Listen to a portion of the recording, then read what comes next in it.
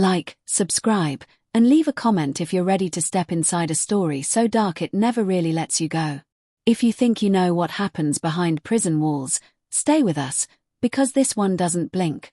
The sirens were already screaming when the first body hit the concrete. It happened during evening count, the most controlled moment of the day, when every inmate was supposed to be frozen in place, heads forward, hands visible. Cell Block D was a long steel throat of a hallway, fluorescent lights buzzing like insects above rows of bars. The air smelled of bleach, sweat, and something coppery that hadn't been there an hour earlier. Inmate Marcus Reed lay face down near the showers, his orange jumpsuit darkened beneath him. A correctional officer shouted for medical, another slammed the emergency button, and the entire block snapped into lockdown. Steel doors clanged shut in a rolling echo that sounded like a verdict. Marcus Reed was 34 years old, serving 8 years for armed robbery. He was also, according to Prison Whispers, one of the most reliable runners in the facility. By the time the medics arrived, his lips were already blue. The official cause of death would take weeks to confirm, but the guards didn't need a toxicology report to know what this was. They'd seen it before. Overdose. Inside one of the most secure prisons in the state. The question that rattled through Cell Block D wasn't how Marcus Reed died. It was how the drugs got to him in the first place. Outside the razor wire, Detective Elena Cruz stood under a sky the color of wet ash, staring at the prison's concrete towers. She had been with major crimes for 12 years, long enough to recognize patterns that others missed. Prisons were supposed to be closed systems. What went in was counted. What came out was counted. And yet, bodies kept appearing. Warden Thomas Hale met her at the gate, his face set in a practiced expression of controlled concern. He was a tall man with silver hair and a reputation for running a tight operation. At least, that was the story he told donors and state inspectors. "We've got nothing to hide," Hale said as they walked through security. "This facility does not tolerate contraband." Cruz didn't respond. She'd heard the line too many times. The metal detector beeped as they passed through, then silence, broken only by the distant shouts of inmates locked in their cells. Inside the infirmary, Marcus Reed's body lay on a gurney, a white sheet pulled up to his chest. A nurse whispered details to a guard in the corner. Cruz pulled on gloves and leaned closer. There were no visible needle marks on his arms. His pupils were pinpoints. His fingernails were rimmed with dirt and something blacker, like burned plastic. "Fentanyl?" Cruz asked quietly. The nurse hesitated. "Could be. We've been seeing more of it. Mixed with other things." Other things. In prison, drugs rarely came pure. They were cut, diluted, transformed. Paper soaked in chemicals. Liquids sprayed onto letters. Pills crushed into dust and smeared onto food trays. Innovation thrived where desperation lived. Cruz straightened and scanned the room. "Who found him?" "Officer Lane," Hale said. "He was doing count." "Where is he now?" Hale gestured toward the hallway. "Giving a statement." Officer Daniel Lane sat alone on a bench, his uniform rumpled, his eyes fixed on the floor. He was young, maybe 26, with a nervous energy that didn't quite fit the job. Cruz introduced herself and sat across from him. "I told him to step back from the showers," Lane said, his voice tight. "He was swaying. I thought he was sick. Then he just fell." "Did you see anyone with him?" Cruz asked. Lane shook his head. "No. But Marcus wasn't alone in this. He was connected." "Connected how?"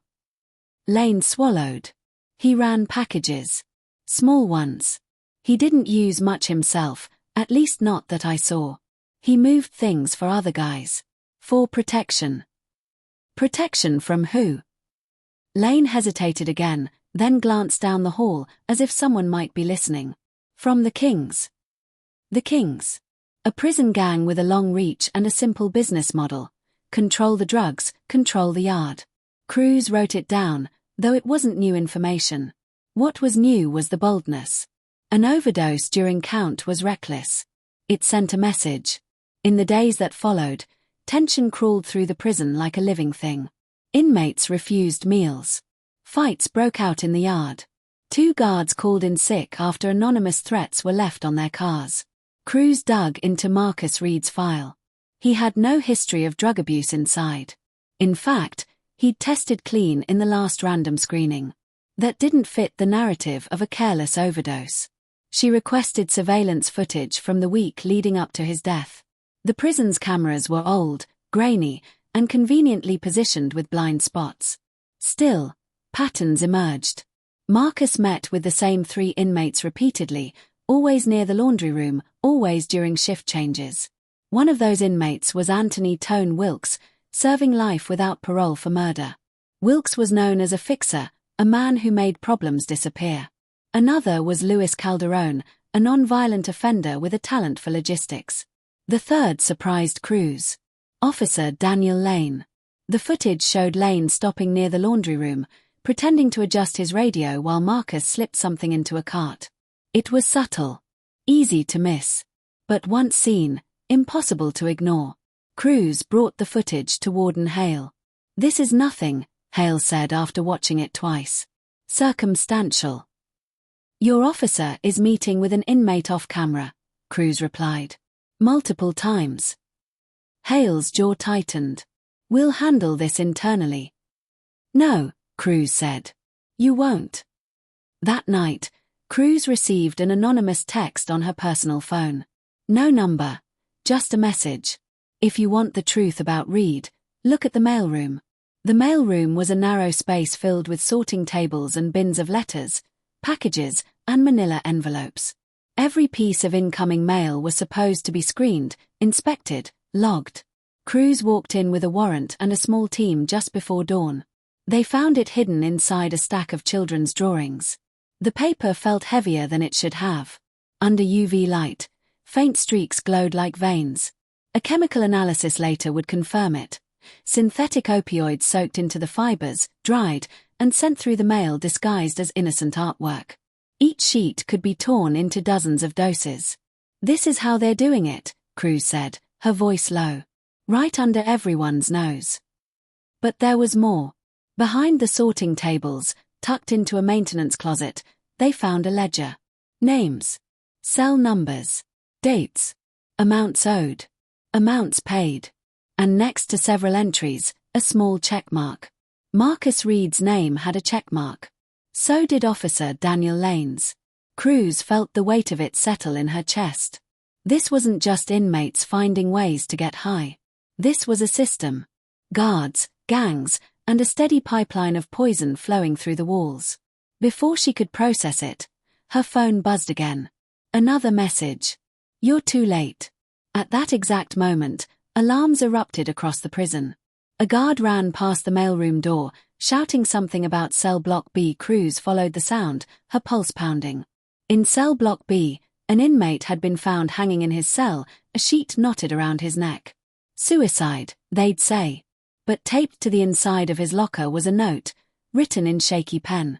It named names. Guards. Inmates. Routes. And at the bottom, one final line that made Crews's breath catch. Marcus didn't overdose. He was silenced. As the prison plunged deeper into lockdown, Crews realized the truth was far more dangerous than a drug problem. Someone was controlling the flow, deciding who lived, who died, and who took the fall. And whatever was coming next wouldn't stay behind bars. By morning, the prison felt less like a correctional facility and more like a pressure cooker sealed tight. Word of the second death spread faster than any official announcement ever could. Inmates whispered through vents. Guards avoided eye contact. Every clang of steel sounded louder, sharper, like the walls themselves were on edge. Detective Elena Crews stood in the warden's office as the sun crept over the razor wire outside. Warden Thomas Hale hadn't slept. The knot in his tie was loose, his coffee untouched. "A suicide note naming my staff is not evidence," Hale said, though his voice lacked conviction. "It's a map," Crews replied. "And someone is burning it while we're still reading the legend." The inmate found hanging was Luis Calderon. Logistics. Mailroom access. The same man who'd appeared in the footage with Marcus Reed and Officer Lane. According to Hale, Calderon had been cooperative, even helpful, in the hours after Reed's death. He asked for protective custody, Hale admitted. Said he was scared. And you didn't give it to him, Cruz said. Hale looked away. The official narrative was already forming: overwhelmed inmate, guilty conscience, tragic end. But Cruz knew better. Calderon had been eliminated. Cleanly. Quietly. The note wasn't a confession. It was leverage someone didn't want floating around. Cruz returned to the mailroom ledger. Names jumped off the page now, connected by a web she couldn't unsee. Certain guards always worked the same shifts. Certain inmates were moved between blocks with suspicious frequency. And at the center of it all was a name that appeared again and again, never checked off, never paid in full. Anthony Tone Wilkes. Wilkes had been inside for over 20 years. Life without parole meant time had stopped mattering to him, which made him dangerous in a different way. He wasn't chasing freedom. He was building an empire where he stood. Cruz requested an interview. They met in a small visitation room, separated by scratched plexiglass. Wilkes walked in wearing a calm smile that didn't reach his eyes. His hair was graying, his posture relaxed, like this was just another business meeting. "Detective," he said, sitting down. "I was wondering when you'd come see me." "You knew Marcus Reed," Cruz said. "Everybody knew Marcus," Wilkes replied. "Good kid. Bad luck. He didn't overdose." Wilkes tilted his head slightly. "That what they're saying now?" "That's what the evidence says." Wilkes leaned closer to the glass. "You ever been inside, detective? Really inside? This place eats people. Sometimes fast. Sometimes slow." Cruz slid a copy of the ledger across the table. "You're running drugs through the mailroom. You're using guards to move product. And when someone becomes a liability, they disappear." Wilkes glanced at the page, unimpressed. "Looks like a lot of names. Not seeing mine." "You don't need to touch the product," Cruz said. "You just control the flow." Wilkes smiled. "Control is a strong word. I'd say, influence." Cruz studied him. Marcus Reed was marked for death because he wanted out. Wilkes' smile faded, just a fraction. That boy wanted protection he hadn't earned. "From you." "From what happens to people who forget where they are," Wilkes said calmly. The interview ended without a confession, but Cruz got what she needed. Confirmation. Wilkes wasn't afraid. That meant he didn't think she could touch him. That confidence came from somewhere. As Cruz walked back through the corridors, her phone buzzed again. Unknown number. Check Officer Lane's bank records. It took one call to Internal Affairs to open the door. What they found was worse than Cruz expected. Lane's salary barely covered rent and student loans, yet his account showed steady cash deposits, small enough to avoid red flags, consistent enough to tell a story. Lane wasn't alone. 3 other officers showed similar patterns. All had contact with Wilkes' people. All had worked mailroom-adjacent shifts. The prison wasn't leaking drugs. It was being fed. Before Cruz could act on it, another problem erupted. A riot broke out in the yard just after lunch. It started with a single punch, then spread like fire through dry grass. Guards rushed in, batons raised, radios screaming for backup. Smoke from a trash can fire curled into the air, blurring sightlines. Cruz watched from the control booth as chaos unfolded below. This wasn't random violence. Inmates were herded into corners, certain faces targeted, others shielded. In the middle of it all, she saw Officer Lane. He wasn't trying to break it up. He was watching. Waiting. Then, in a blink, Lane slipped away from his post and disappeared down a service corridor. Cruz didn't hesitate. She ran. The corridor led to an old storage wing scheduled for renovation. Dust coated the floor. The lights flickered. Cruz drew her weapon as she rounded the corner. Lane was there, fumbling with a locker, his hands shaking. "Step away," Cruz said. Lane froze. Slowly, he turned around. His face was pale, eyes bloodshot. "I didn't mean for anyone to die," he said, his voice cracking. "What's in the locker?" Cruz asked. Lane laughed, a sharp, broken sound. "Insurance." He stepped aside. Inside the locker were packages wrapped in plastic, smaller than Cruz expected. Paper, letters, drawings. Wilkes has enough product in here to keep the blocks running for months, Lane said. He told me if anything happened, this would keep me safe. Safe from who? Cruz asked. Lane looked at her like she was missing the point. From everyone. Before Cruz could respond, the sound of boots thundered down the corridor. Other guards. Too many. And not all of them looked surprised to see what was in the locker. A hand grabbed Cruz from behind. Her weapon clattered to the floor. Detective, a familiar voice said. Warden Hale stepped into view, flanked by 2 senior officers. This has gone far enough. Cruz's heart pounded. You're protecting them. Hale's expression hardened. I'm protecting this institution. Lane started backing away. You said I'd be safe, he whispered. Hale didn't look at him. One of the officers moved, blocking Lane's escape. In that moment, Cruz understood the hierarchy. Wilkes ran the inmates. Hale ran the cover. And Lane was expendable. A scream echoed down the corridor as the riot alarms blared again, louder this time. In the confusion, Cruz shoved free and lunged for her weapon. A shot rang out, not from her gun. Lane fell. Blood spread across the concrete as guards scattered, shouting contradictory orders. Hale vanished into the chaos. By the time the dust settled, Lane was dead, officially listed as a casualty of the riot. The locker was empty. The drugs gone. Cruz stood alone in the corridor, the weight of the system pressing in from all sides. The evidence she'd gathered was slipping through her fingers, erased by people who knew how to make deaths look accidental. That night, as she sat in her car outside the prison, her phone buzzed one last time. A video file. It showed Marcus Reed, alive, sitting on a bunk, speaking directly to the camera. If you're watching this, Marcus said, his voice steady, they already killed me.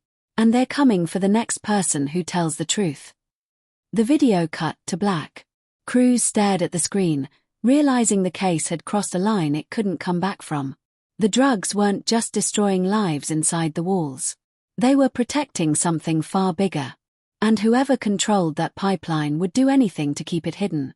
The video of Marcus Reed replayed in Detective Elena Cruz's mind all night, every word settling deeper than the last. By dawn, she knew one thing with absolute clarity.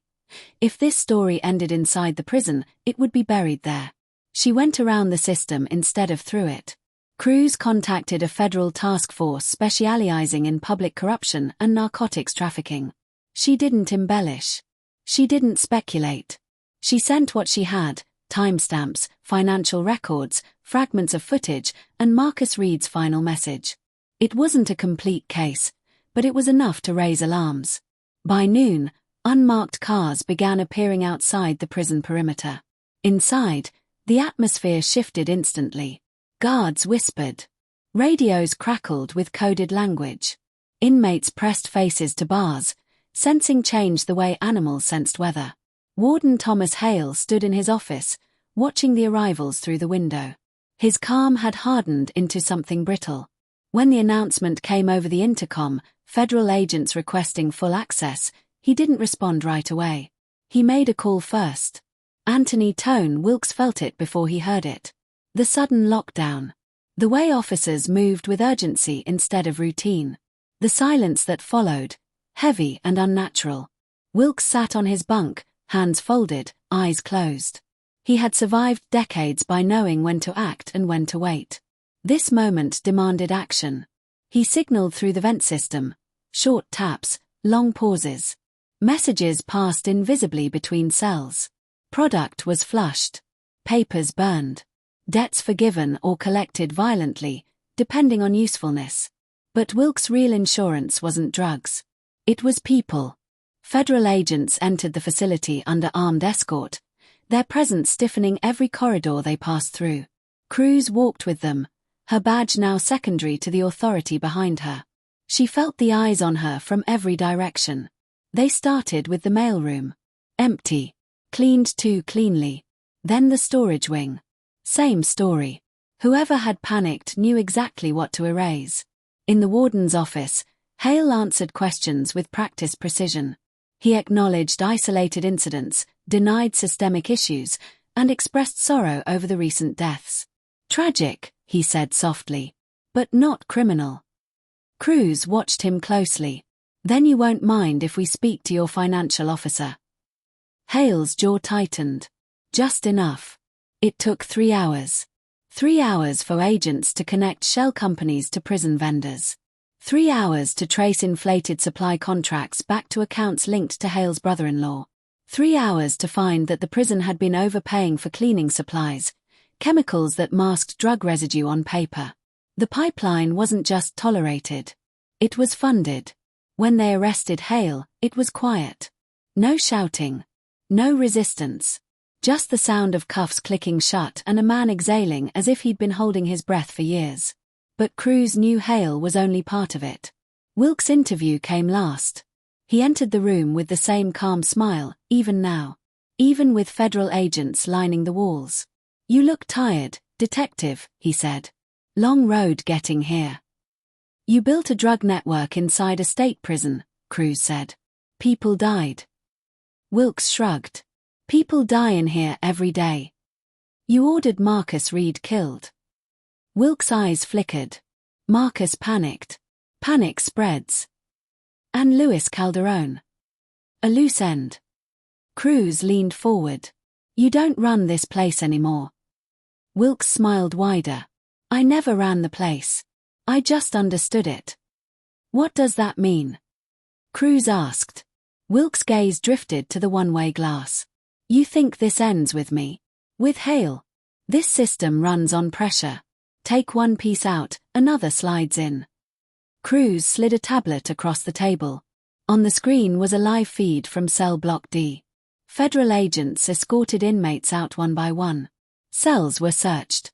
Faces hardened with fear as stashes were discovered. The Kings were being dismantled in real time. Wilkes' smile finally faded. This is what you wanted, Cruz said. Exposure. Wilkes stared at the screen, jaw working. You just created a vacuum. That's better than poison, Cruz replied. Wilkes laughed, low and bitter. You don't understand prisons, detective. Drugs aren't the disease. They're the symptom. Of boredom. Of rage. Of hopelessness. You rip this out without fixing the rest, and something worse grows back. The words lingered as agents led him away. Over the next weeks, indictments fell like dominoes. Guards. Contractors. Administrators. The story broke nationally, framed as one of the largest corruption scandals in the state's prison history. Marcus Reed's video leaked online. Public outrage followed. Reforms were promised. Committees formed. Budgets reallocated. For a moment, it felt like change. Cruz attended Marcus Reed's burial in a small cemetery on the edge of the city. His sister stood alone, gripping a folded program, eyes hollow. He wanted out, she told Cruz quietly. Not just of prison. Out of the life. Cruz nodded. He told the truth. That got him killed. Yes, Cruz said. But it also made him impossible to erase. Months passed. The prison population shifted. New guards were hired. New policies enforced. Drug overdoses dropped, briefly. Then, one morning, Cruz received a report. An inmate in a different facility had been found dead during count. Same symptoms. Same blue lips. Same absence of needle marks. The drugs were different this time. Harder to detect. Smuggled through medical supplies instead of mail. A note was found in the man's cell. No names. Just a sentence written in careful print. The walls don't change what people bring inside them. Cruz stood at her window that night, city lights flickering below, the weight of the case settling into something permanent. Wilkes had been right about one thing. Vacuum always pulled something in. But she also knew this. Silence was worse. She reopened the file. Started again. Because as long as the system hid its rot behind concrete and steel, someone had to keep knocking on the walls. And if you think this story was intense, you're not ready for the next one. Hit subscribe so you don't miss what's still hidden behind locked doors.